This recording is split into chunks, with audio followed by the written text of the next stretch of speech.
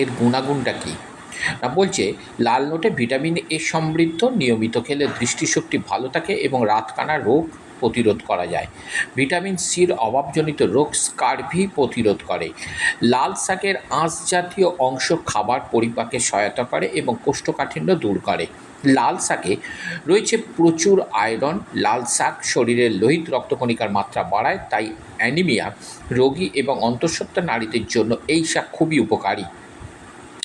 শরীরের টনিক উপাদান দূর করে এবং ক্যান্সার কোষ উৎপন্ন হতে দেয় না। লাল শাকে থাকা ভিটামিন সি এবং কে এর দেহের সার্বিক উন্নয়নে কাজ করে, ফলে দেহের রোগ প্রতিরোধ ক্ষমতা বৃদ্ধি পায়, মস্তিষ্ক ও হৃৎপিণ্ডকে শক্তিশালী করে। লাল শাকের বিটা ক্যারোটিন স্ট্রোকে আক্রান্ত হওয়ার ঝুঁকি হ্রাস করে, রক্তে কোলেস্টেরলের মাত্রা কমায় এবং হৃদরোগের ঝুঁকি হ্রাস করে।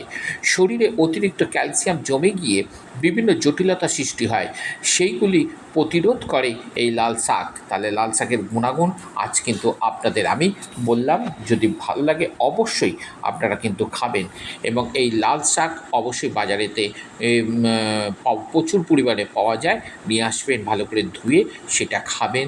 তা আজ এই পর্যন্ত। তবে আমার চ্যানেলে যারা নতুন এসেছেন তাদেরকে সবার আগে বলবো যে অবশ্যই চ্যানেলটাকে সাবস্ক্রাইব করে রাখবেন এবং অবশ্যই